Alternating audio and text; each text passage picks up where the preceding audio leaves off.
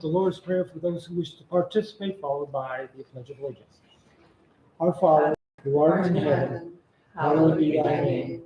Thy kingdom come, thy will be done, on earth as it is in heaven. Give us this day our daily bread, and forgive us our trespasses, as we forgive those who trespass against us. And lead us not into temptation, but deliver us from evil. For thine is the kingdom, and the power, and the glory forever. Amen. I pledge allegiance to the flag of the United States of America, and to the republic for which it stands, one nation, under God, indivisible, with liberty and justice for all. Roll call, please. Jeffers. Here. Jones. Absent. Seiske. Here. Sis. Here. Troike. Here. Mashari. Here. At this point in time, I will ask for a motion to excuse Mr. Jones. I'll make that motion. I'll second.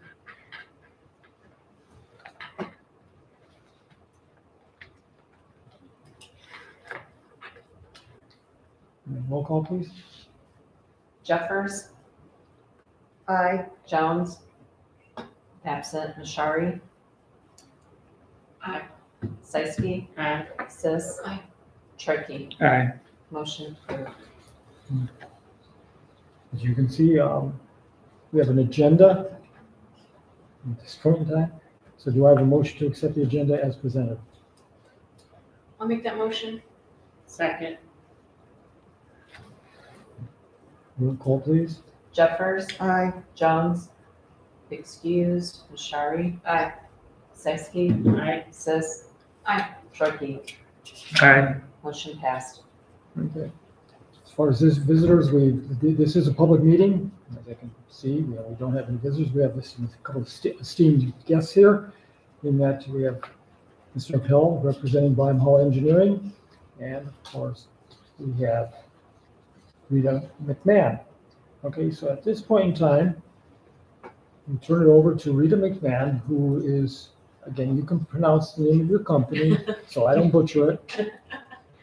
It's Aislinn Consulting. Aislinn Consulting.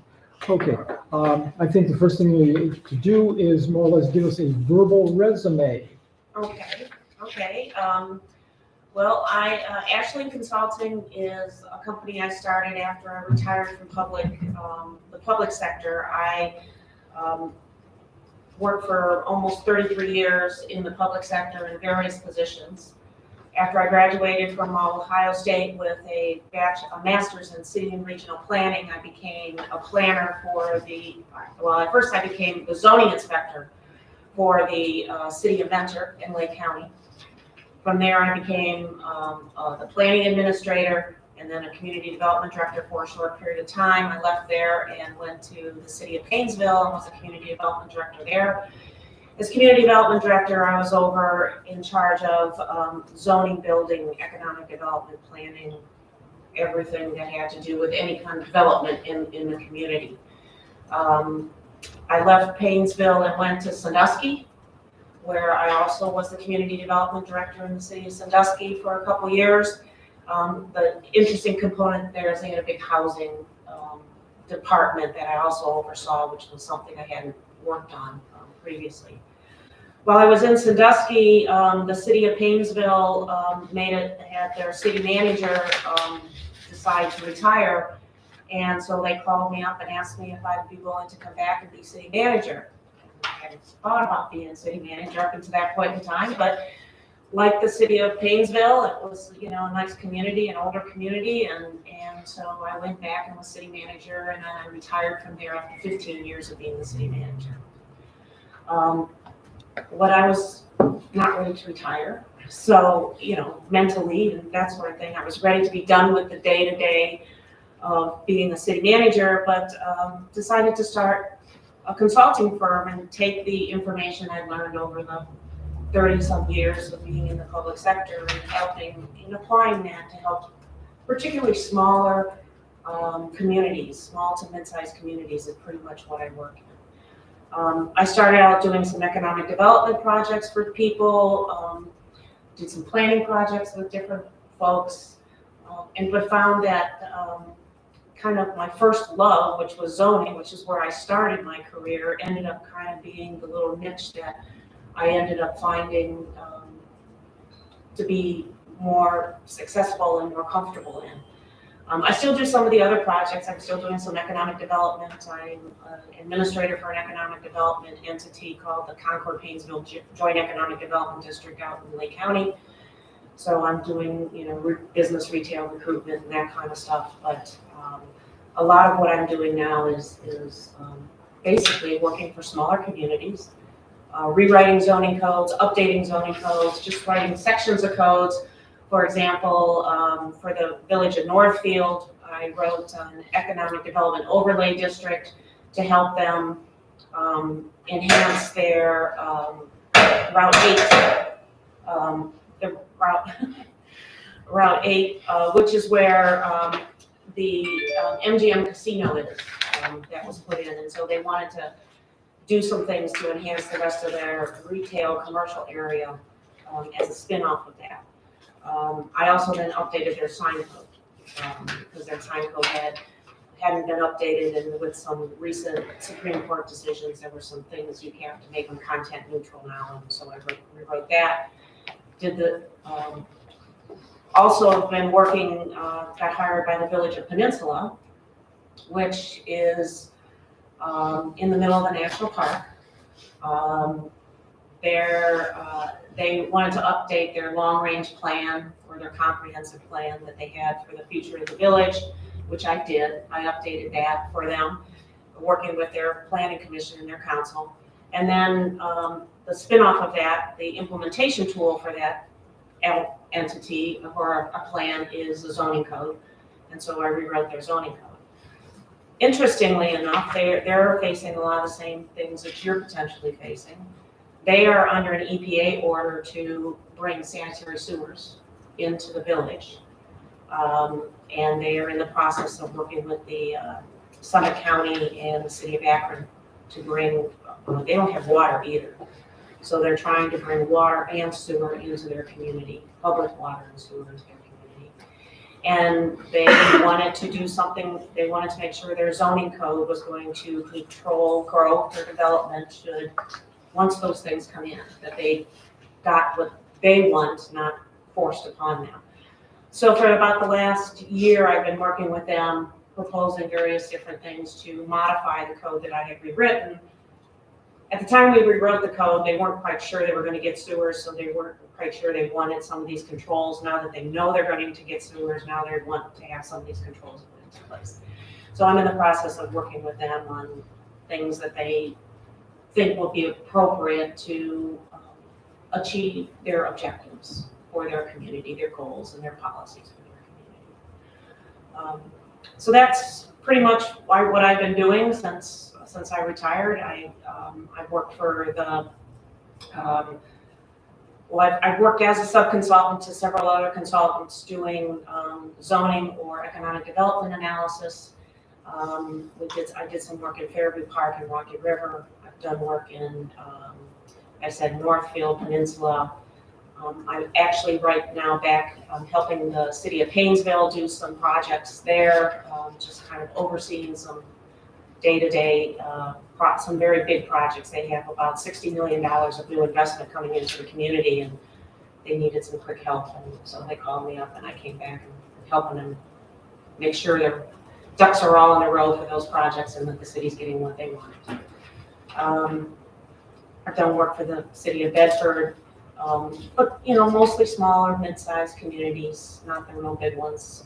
Most small communities such as yourself don't have the staff to be able to do the kinds of things that you need to do, or sometimes don't have or you might not have the expertise, or if you do have the staff, they're doing 30 different things because you can't have one person just do one thing. You're too small to do that, and I understand that. And so my job is to come in and supplement what you have and help you through the process. So that's pretty much my background, where I've been and what I've been doing.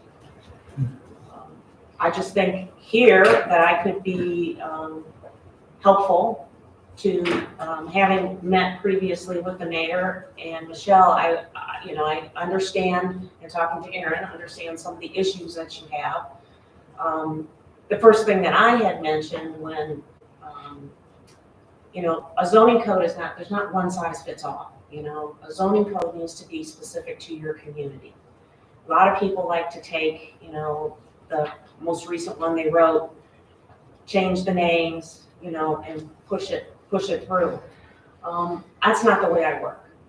My job is to make sure you get something that works for you based on where you want to go and what you want to achieve. So the first question I know I asked the mayor is like, do you have a comprehensive plan? Do you have some sort of a vision statement or some sort of a set of goals that you want to achieve, or things that you do or you don't want, more importantly, maybe what you don't want, so that when we write the code, we can make sure that those things are actually incorporated in your zoning code if we're going to rewrite the code. So part of my proposal to you was to help you if you don't have one of those, which I understood you didn't, that, to kind of help you through just kind of a visioning thing. What is it that you want? What do you think your community wants? What are these goals, these policies, these things you want to try to achieve? And then based on that, I can then write a code that helps you get to those things, and that's specific for those things. Now, I can walk you through that process, or you can do it on your own. You don't have to necessarily hire me. You can also, have your own work sessions and come up with a list of half dozen or so goals that you would like to see, things that you want the community to be, how much development you want, how little development you want. Do you, once you get sewer in here, chances are there's going to be pressure to have smaller lots for new houses. You got people around you are growing. There's no reason why they wouldn't be looking here as well. Do you want to allow smaller lots? Do you not want to allow those size lots? What density is acceptable? How big, how small, those kinds of things. Those are decisions you have to make. I can write the code to achieve those, but those are the types of decisions that you need to make, and that you need to identify what's the type of thing you want to do. Do you want to encourage more commercial? Do you want to say, no, we like kind of being this residential type community? Those are questions I can't answer for you, but I can write a code to help you achieve what you want once you answer those types of questions. So my proposal that I sent out was basically twofold. One, to help you through that kind of community visioning session. You can have as much engagement with the community as you choose.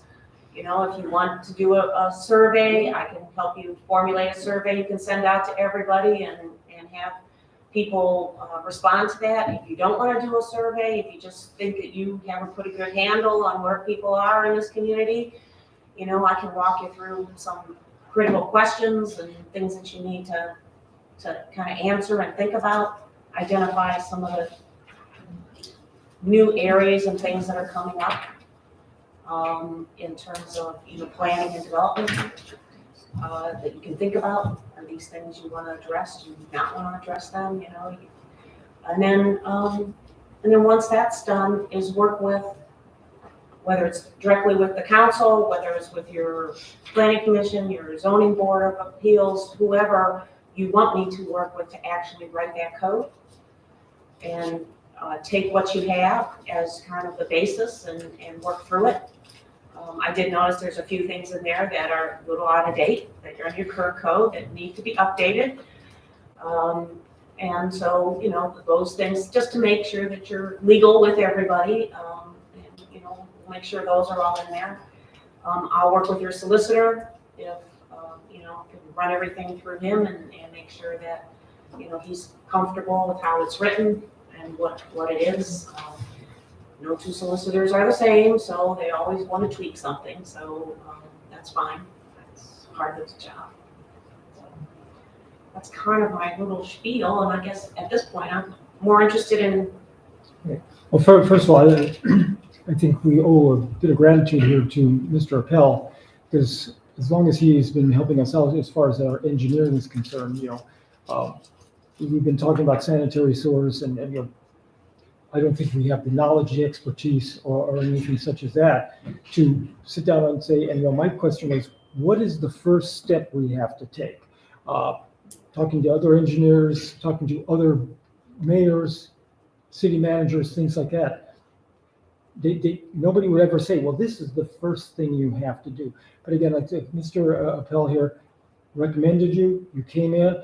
I think, you have tremendous amount of experience that I don't think any of us have at this point in time, plus your knowledge, and things such as that to give us that impetus of where to start. Again, even your educational background supersedes, like you say, to anybody else that we have spoke with. So, that's what I'm looking for. And like I say, the gratitude that Mr. Appel, I can convey to him, can be expressed. That we have this at this point in time, and I think that we, definitely need something. Our vision, I think, at this point in time is let's not get in trouble, and let's try to keep things the same. With some growth of something, but how do we grow and things such as that? Where we need that direction and vision of how to get to that point. So, that's my feeling on this. Yeah, I would just add to that. We all need like a little bit of organization. The mayor's been asking a lot, what is that first step? And we all want to jump to designing designing sewers and water lines and get those in the ground. We have to have a basis of what do you guys want as a community? Do we need a 6-inch line out here, or do we need a 16-inch line out here? It's a big difference. So, and they're very important, expensive things to, it's a big difference between a 6-inch and an 18-inch or whatever we're gonna need. So it's a very important step. I think Rita brings great experience. We have not worked together before. I've worked with various zoning consultants in 25 years, and she comes very highly recommended from numerous other zoning guys that we've worked with before. So that's all I have to say. Ms. Michelle. So I have a couple of questions. Sure.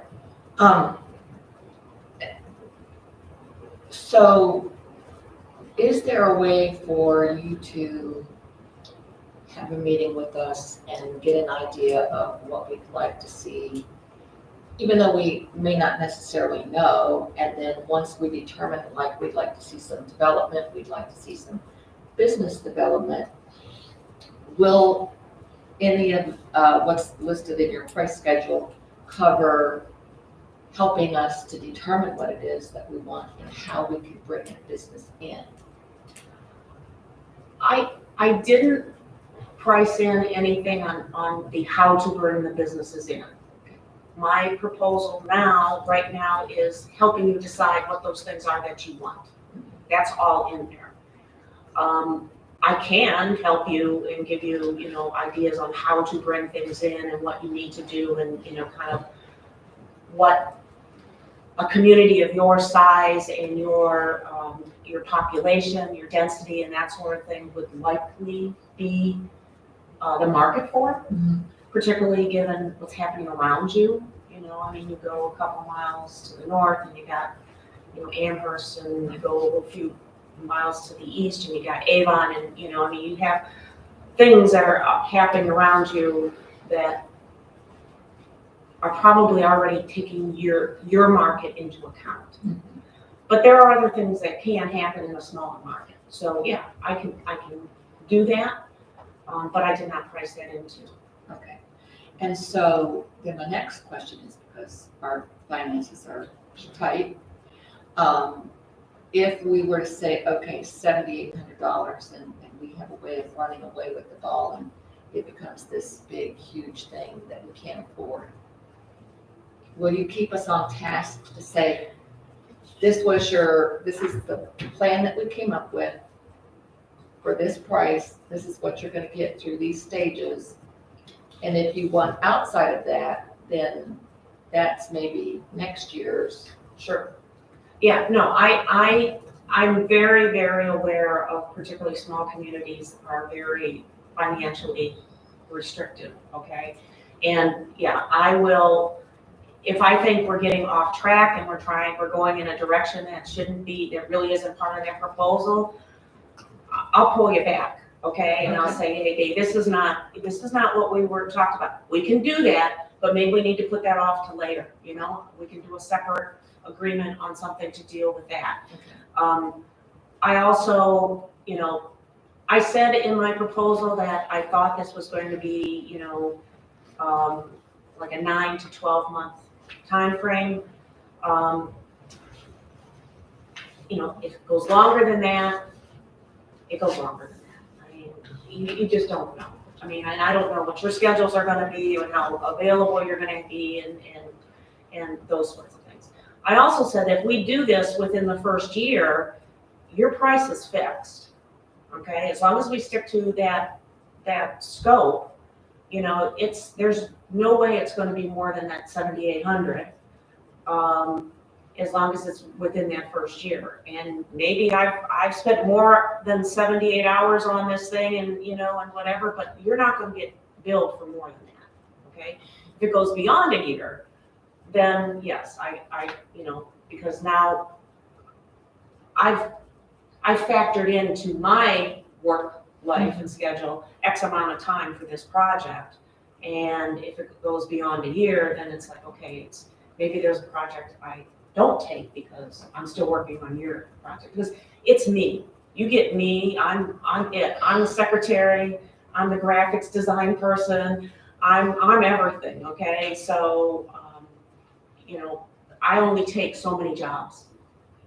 And I may request the assistance of Aaron and his group if we do some remapping and that sort of thing on the zoning map, because I'm sure they could do it much more quickly and more efficiently than I could. But those are just some of the things that, you know. Okay, so you can be sure that for the first year, you're not gonna spend more than $7,800 if we spend that off. If we do it more efficiently than that, you'll get charged whatever it is that I actually spend the time. So one point to note is that we are in an election year for a mayor, Okay, as well as 2 seats on council. okay. So I don't know if that takes into consideration some of the timeframe stuff. Obviously, if there is a passing of the torch from one position to the next, that obviously won't happen until January. And, you know, when's the elections? November. So that may be something to take into consideration, you know, so maybe first phase becomes that we're talking to the community versus talking to us. And you know, obviously you're well seasoned in all of this, but I just wanted to make sure that we brought that up in terms of a point of consideration, that there may be some different perspectives if there's different people in the seats from a elected official's perspective. So, yeah, you can tell me if you want it to be in November, if it goes a different way, if you want it to be done before the end of December, because I'm assuming people take office January 1. We'll get it done, okay? If there's something that you think, okay, we're gonna just have a little reset here and maybe, you know, I mean, you need to tell me, I don't know, you know, your folks, if you get people on, different people on council who have wildly different positions, you know, but I always count the votes. If, you know, you get 4, right? You know, I mean, you're not gonna change more than 3 people at most, right? One being a key seat potentially, though. Yes. Yeah. True. Yeah, that's the only thing. If it was one of us sort of schlubby people, who cares? But that's No, a pretty, but- that's a, I said us, I included me in the schlubby people. I didn't say you schlubby people, I said us. No, but in all seriousness, I feel like that's probably a pretty significant Yes, yes. if there is, right? If there is a change of seat at the mayor I piece. understand. Yeah. I just had a couple of more questions. So, you had mentioned that, you know, if you need to call in some support from Aaron and his team to do some of the mapping and things like that, would some of those ancillary charges be the responsibility of the village, or was that an arrangement that you would have? I would work it with Aaron Okay, and figure out how we could accommodate it within our within our budget. Okay, and then this is maybe something that we'll have to ask Matt since he's not here, is, you know, one of the things that you had mentioned was like working with our solicitor and making sure that everything was okay. So is this within the scope of the law director's role, which I'm never really clear on what actually is and isn't part of his role? But would this be included, or would these be, or would these, yeah, would these be additional or ancillary charges that the village would then have to take on, for that project? And not that I'm opposed, but, you know, obviously we need to take that piece into consideration as well, what the law director costs look like as part of this process. By the way, I'm not aristocracy either, so. I have 3 other questions, but I don't want to take other people's turns. Yeah. Okay. So Aaron said, well, like a 6-inch pipe or a 16-inch pipe, or, you know, what do you want? Because that does make a difference. So I guess that kind of goes back to my other question about, well, we may say we'd like to stay a bedroom community, but that doesn't mean we can't have growth, and it doesn't mean that we can't have some small commercial area. So if we stay this bedroom community, maybe we only need 8-inch pipes. But if we have development, we're gonna need bigger. So you would be able to tell us, you have this land, this could be potential. Yes. And so then we would know what to pick for the size pipe. Okay. And then, when would the year timeframe start? From whenever you sign the agreement, we Okay. come to a consensus. Okay. And then, going back to the law director, and say you draft the zoning and he reviews it, and there's a bit of back and forth, is that covered in your $7,800 expense? My portion of that would be yes. Okay, and so it would just be. It's all part of, yeah, it'll be whatever it takes to get from, you know, creation to the finish line, you know, within that year, it's all covered in that. So if it has to be some back and forth, I mean, he wants revisions and that sort of stuff. Right. If I need some mapping from them, that's all part of my proposal. So wait, does that answer your question then, Jerry? No, because I don't know what he's gonna charge, if he's Right. gonna charge anything. Right.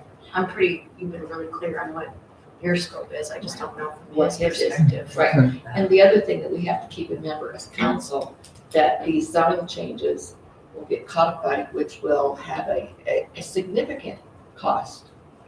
Right, but the way you're looking, that's gonna be in next year's. Right, but it's yeah, still, there's no question, it'll be in next year. Right. So, because when you Add send another- items to codified, it's about $4,000 more. so bump it up to 8. Yeah. Okay, for next year. So that's in your budget discussion. Well, one of the things that, you know, like I say, when you initially got Mr. Pelbauer, brought you in and we met with Michelle and myself, I'm very enthused at, you know, what you can propose and everything else like that. One of the things I think, and, you know, I do have extra copies of, you know, what you emailed to us. I think the thing that we have to look at, and this is again my opinion, is really engage the community itself. You know, one of our former council people who sat here one time, he said, you know, if you want to live in Mayberry, you got to pay to live in Mayberry. You know, we realize that. Some people don't realize that. I think the majority of people in town here say they move here because it is the small town atmosphere and whatever have you. How much are they willing to pay for things? Now, that's going to be the question that's going to be on their taxes, that's for sure. So, like I say, I think it's essential that we, you know, this meeting was advertised, and we can see we don't have any residents here other than the people that are sitting here at the desk. That, you know, we get these people here to see what their ideas are. You know, I'm sure, you know, they don't sit down and say, well, you know, down the road there, you've got some property, you can probably turn that into a batch plant or something such as that. I don't think anybody wants any type of heavy industry to come back. At one time, some of the property in the village was zoned heavy industry for when the quarries were in business. But again, that property is owned by now a private developer. So again, I don't think that will ever happen. And, you know, as was told to me, you know, that piece of property that they do have is too valuable to just let it sit there. And we have passed legislation for a planned development community in there. There has been numerous plans of what they were to do. Initially, the plan was going to be, there was going to be a resort there. Yeah, we could all laugh at that one now. And they were going to have a golf course and bring in the Ryder Cup and everything else such as that. Well, good ideas, bad method, that type of thing. But like I say, I think the property is prime for development, through that developer. He does have plenty of capital to support any of his projects. I think again, when we do start having a vision, maybe we should include him in that vision too. Certainly. So that, with 900 plus acres, you can do a lot of things in there. Well, certainly any large property owners would probably be key people to, have involved. And specifically invite them, you may, reach out to them, invite them to come into a meeting specifically to talk about, their vision and what they want and where they want to go. And then, obviously you can respond to that. But I would say if there are any others that would have, significant pieces and strategic locations, throughout the village. I haven't gone through your tax map or anything and looked at that, but, I would invite those people for sure. And then also, hopefully get, average citizens, it's hard to get them to come out until they, they'll come out when he starts proposing the sewers, because they're going to decide, whether or not they can afford it. And, if there's no assessments or all that, they'll be out, okay? They'll be all over the place. But this is this kind of fluffy, esoteric stuff, right? That, it's like, nobody, everybody thinks, oh, well, I just want the community to stay the same. And you'll hear that over and over and over again, okay? But there's a certain reality as well. You can't just stay the same and expect, you can't just say, I want to stay the same and expect it to stay the same. If you know what I'm saying, you're going to have to change at some point. Some of the most challenging words that was ever told me by a minister, 7 words. We have always done it that way. And, I hear that at times, and, it's one of those where either the ulcer or I will stroke out on it, if I hear it.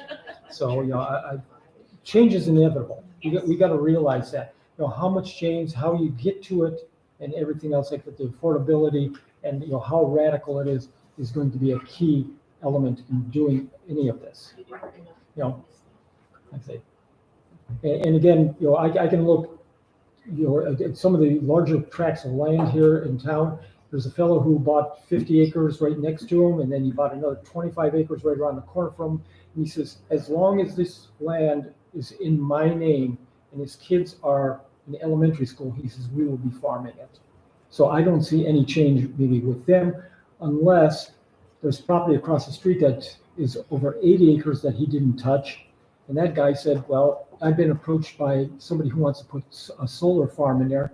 He goes, why am I killing myself, tilling, fertilizing, reaping the crops and all this other stuff when I can sit back and just have that stuff sit there and I get paid?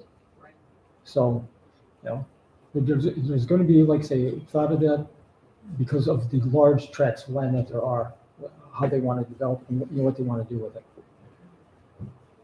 So I'm curious, I think in these kind of situations, there's the propensity to have like death by committee or like prostrating, or everybody's got like different ideas and someone might be long-winded and go and, obviously, my guess is you're not like gonna nickel and dime over hours and seconds and minutes, right? No. But like, so I'm curious on maybe some experience that you've had where you have had that, where, someone is long-winded or it becomes death by committee and maybe we've reached this stalemate. How have you resolved some of those situations?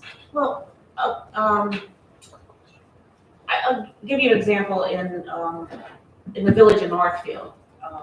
There were a couple large property owners who didn't like what we were proposing because it was basically going to provide competition. What we were doing in Northfield is they had very shallow commercial zoning. It was only like 125 feet deep, which you can't get anything on 125 feet and get parking and everything in there. So we we weren't rezoning the property behind them because they didn't want to go through the rezoning. We did an overlay on the property behind them and said that if they acquired that parcel, which was a residential parcel, they could use that for things like parking and accessory uses, but not the main use. The main use has to stay in the commercial. Okay, but those other things with approval of the village and, through a process and everything to get that. Well, that didn't go over well with a couple people. And, people thought we're gonna take their homes and since we put that in effect like 4 years ago, they've used it twice. Okay, so it hasn't been like, rampant, running down. But, you get people who stand up and they, and they start, and part of my job then, if I'm your facilitator, is to go, okay, put it on the wall, we'll write it down. I got your point. We understand where you're at, okay? And then, we can also do, if I see that you've got a lot of people who've got very divergent ideas, we can do some force ranking. We can make people do some force ranking and say, bring my little dots, and put give me, your top 3, okay? And then that's where you get the majority. So there are things like that we can do. One of the things I've also done is sometimes if people just don't know, particularly if they're dealing with like some commercial areas and uses and that sort of stuff, they know they want something, but they don't know what it is. I've brought in pictures of other places, okay, and buildings and stuff, and said, put them like on the wall and say, okay, do you like this?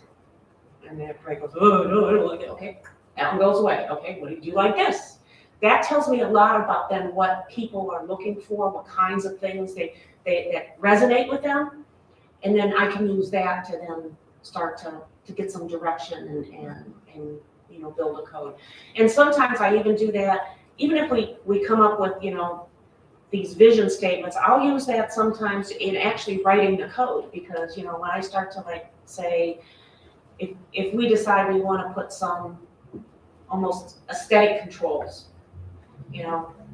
people have a hard time envisioning sometimes what that means, or what, and I can put it in words, and then they're sitting, I don't know what that means. So if I bring a picture and I show them, and they go, yeah, I like that. No, I don't like that. Right. Okay, and then it's like, okay, well, this gives you that, all right? That's what this means. So those are the kinds of things that I've learned over time, because people don't understand zoning, number one, okay?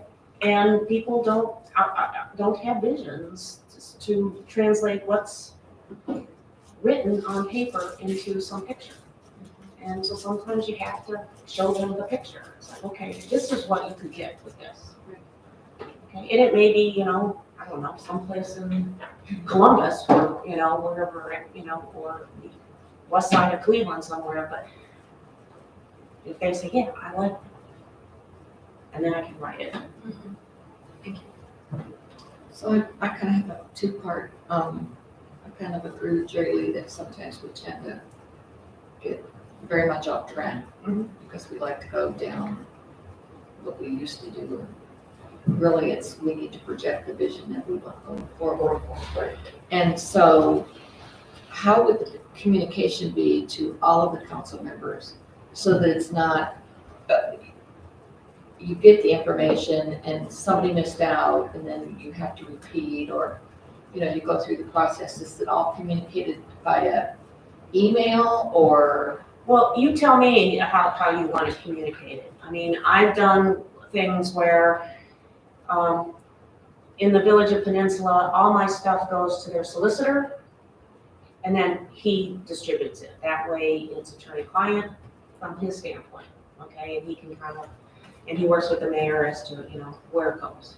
I've worked in other communities where they give me the emails of everybody who's on a committee, or who's, or all the council people, and I can do a summary of the meeting after the meeting, like these are the highlight points, and send that all out to everybody so that, and if you can tell me, hey, you missed this, or you missed that, or I don't like, I don't think we really agreed on this, fine, then I'll pull that off and redo it. So it's not a problem to communicate to the full council? No, I mean, I don't have that problem. That's your decision. I mean, if you want the whole council, if you want to create a steering committee where it has just some members of the community and it has some of you. And, you know, maybe just some, you know, average residents, you know, maybe, you know, I don't know who's doing your zoning right now and doing your enforcement right now. That person, you know, whoever is doing that.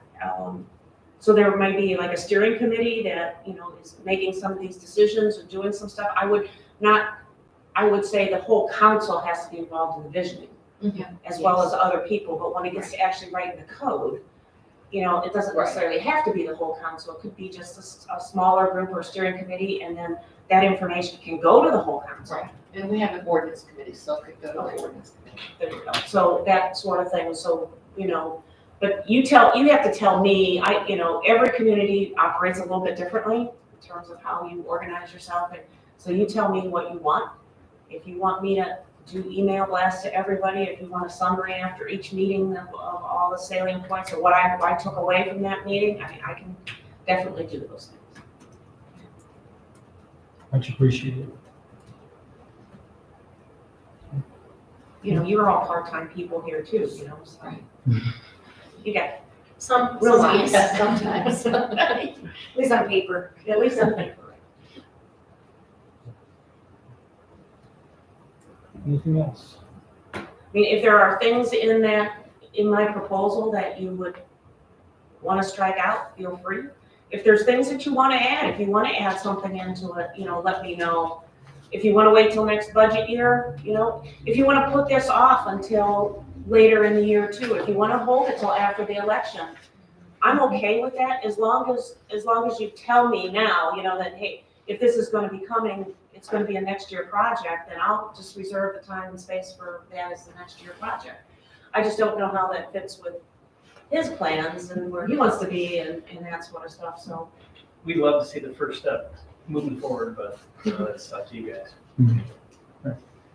Now, again, my opinion is, you know, we are trying to work with the county commissioners, trying to maybe get some ARPA funds and things such as that. We realize that those funds are rapidly being depleted. So sometimes of a wish list that they will help us out a little bit. So I think the sooner we get moving on this, probably it's going to be the better that we can, because no matter what, if it starts to come down to materials and labor, we all realize that if we have this vision and we want to get started on something, that cost will never stay the same.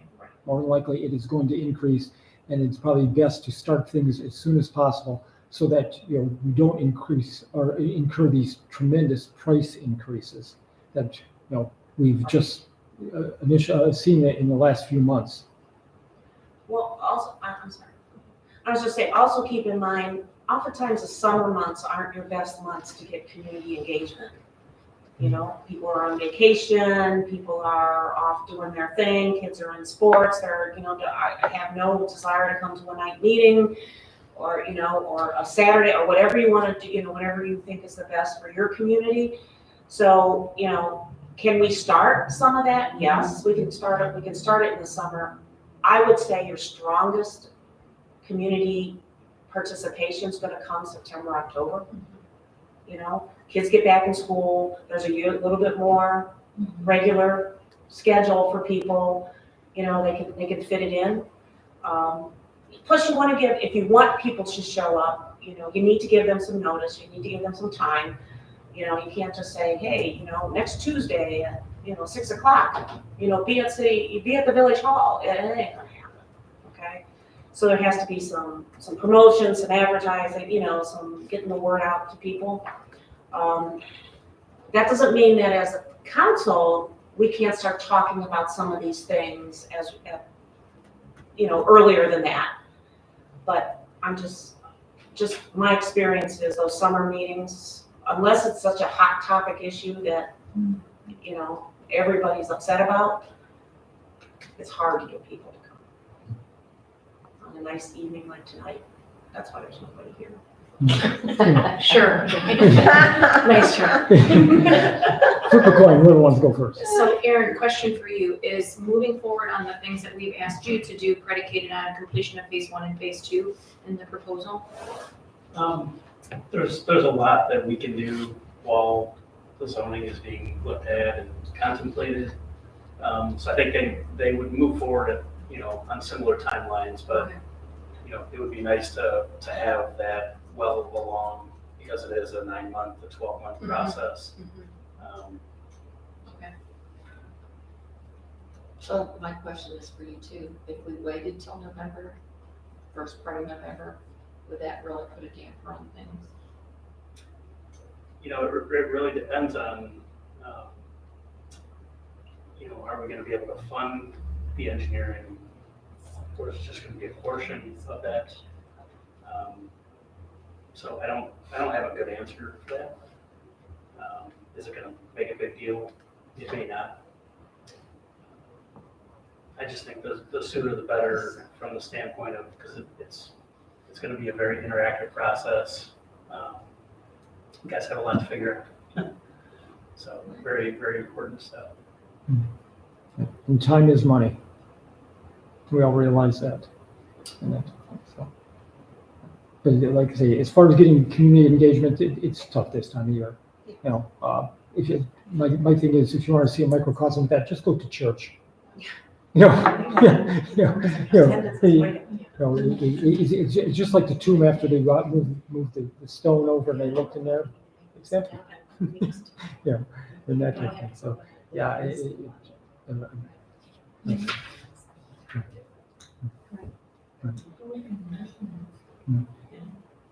And speaking with Michelle today, as one of the questions was, we're all concerned about that, there are funds available. So we're not going to be denying anybody anything at this point in time. So we could move forward with this. And like you said, it will go into next year, so I'm not gonna spend all that money this year. If you tell me, hey, this year I got $4,500, so that's all that we got, we're working with $4,500, whatever it is. And then next year we'll finish it up. Okay, so one other question then.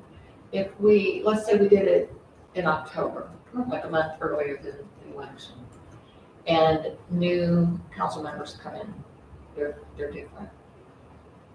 How much of an issue is it gonna be if they really talk to us and we go, oh, that's a great idea, and we have to change the plan? Is it better to have everybody that's gonna be making these decisions on board at the time, or is it easily modified? It can be easily modified. It's not, I don't envision creating a big book or document for you guys on this vision thing. It's gonna have like, I'm envisioning, 6 to 10 like bullet points of things that you want to achieve in this community, okay? And, we're gonna narrow it down to things that are, kind of doable. And so if someone comes in and goes, well, did anybody ever think about, I don't know, some fancy new, then if everybody agrees, we can add it. Okay. Where it gets to be more difficult is if I'm really into writing the zoning code, and then suddenly somebody comes in and says, well, we want to add, a mixed-use commercial district, and we want it to be, and that was never contemplated before, although that's something I will ask you guys about. And then you hadn't contemplated that, and that wasn't something you'd ever even thought about. Okay, then that gives that I have to go back and rework it, okay?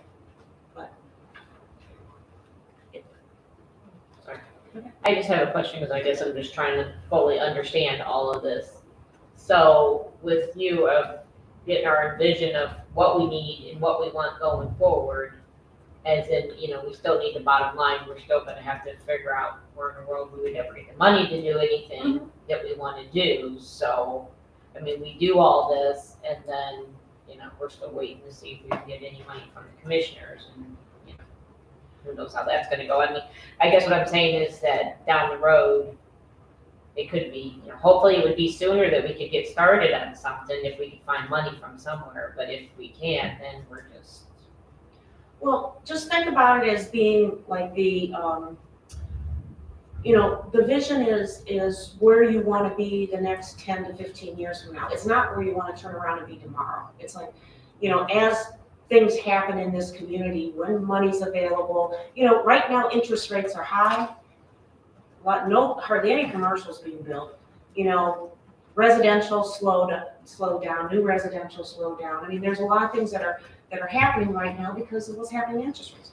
Interest rates drop, things will change. Okay, so there's forces outside of your control, right? That what the idea is you create this vision of what you want to see this community to be like in the future, 10, 15 years in the future.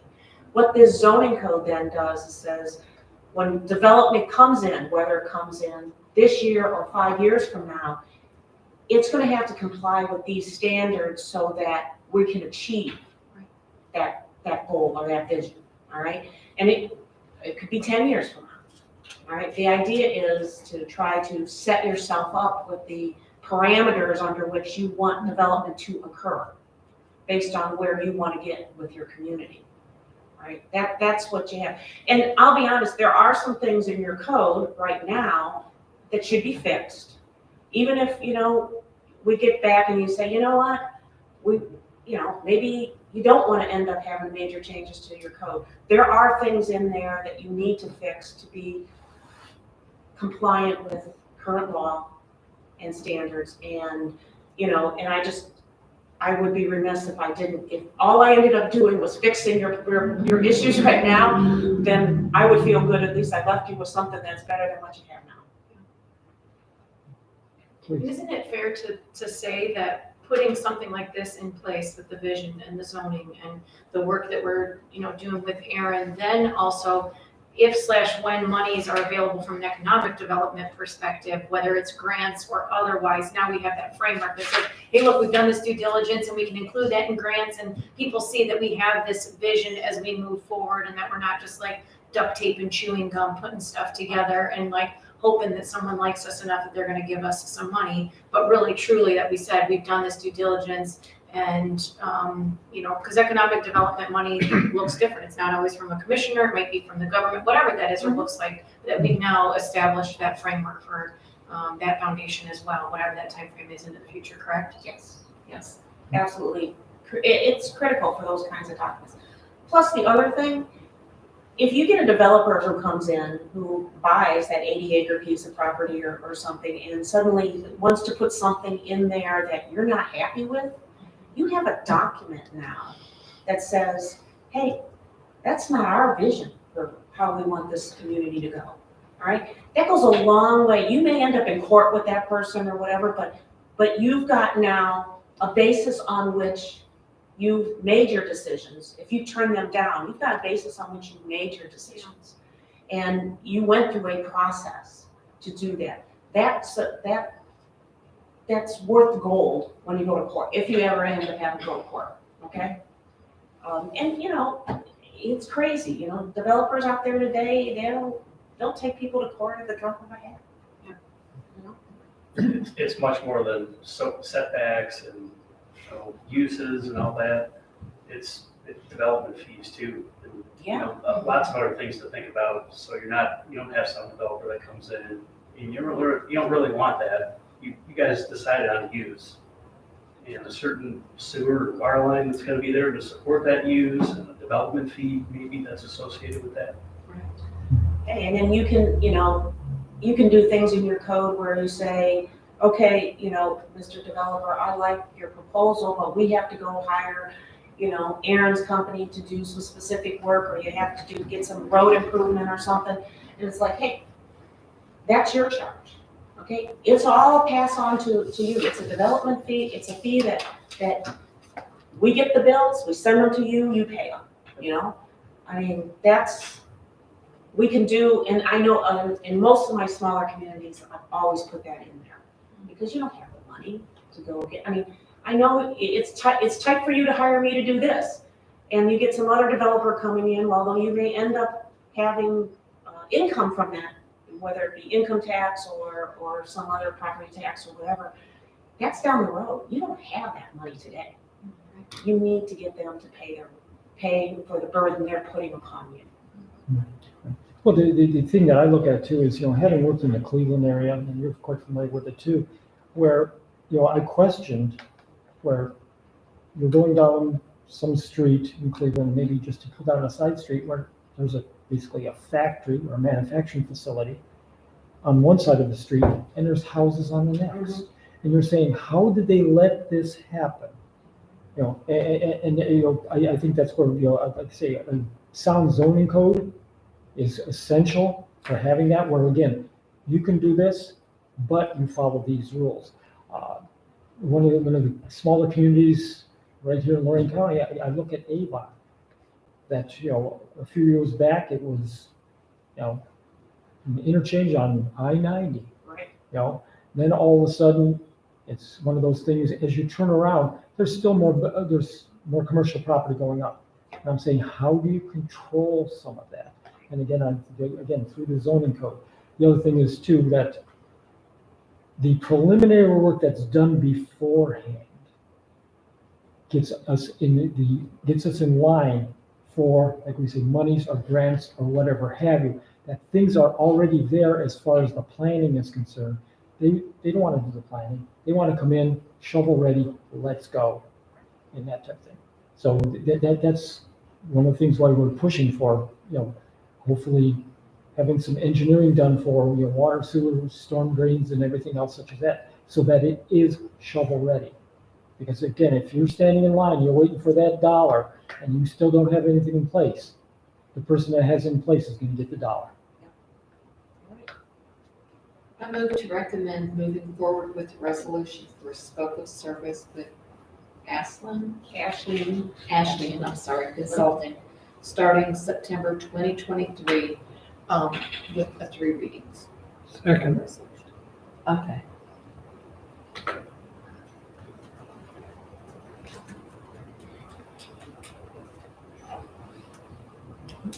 You did put a date on that? September? September 2023. Okay. Any other discussion?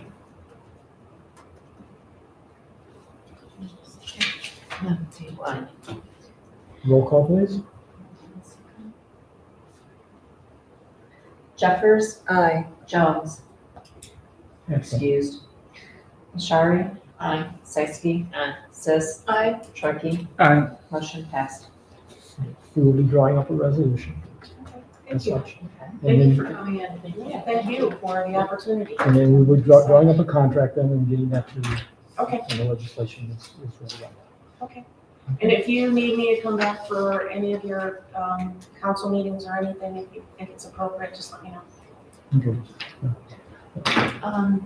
Could you just send me something of like what you would expect of the law director, and I'll get that to him so we can get that question answered. Okay. I mean, it's basically review of, the language, but I'll kind of bullet point it. And we all know that lawyers speak a different language. Julie? I move to appoint a records clerk as the key person to have the communications go to that she can disperse. Second. Okay. I didn't have a chance to say. You don't get a vote. I'm gonna go outside, you just do it. Did you make a motion? I did. I'll second. I No. did. Jerry. Well. You're a little slow. Wake up. Any discussion? Roll call, please. Jeffers, Aye. Jones excused. Shari. Aye. Seiski. Aye. Sis. Aye. Trukey. Aye. Motion passed. Again, I think we are all very thankful that you came in, explained this to us. It's an eye opener, I think. I think it's gonna be an eye opener for the residents of the village to know what we're going to be doing or what they see as a vision also. And again, like I say, Mr. Appel, good job. Let's get that parking lot taken care of. We have covered all of the things on the agenda. Is there anything else to be covered at this point in time? You can't.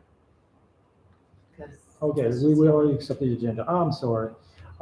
Or any other statements you want to make at this point in time that doesn't, that's not on the agenda, other than, let us remember that today in history, some young men, sacrificed their lives for our freedom. And suppressed a force that was unknown to mankind at that point in time. Okay? I'll make a motion to adjourn. Second. She got you. She said, you had enough motions today, Jean. Do you want my email? Yes. To send? It's, I'm Lori. Yeah. So it's records clerk. Yeah, go ahead.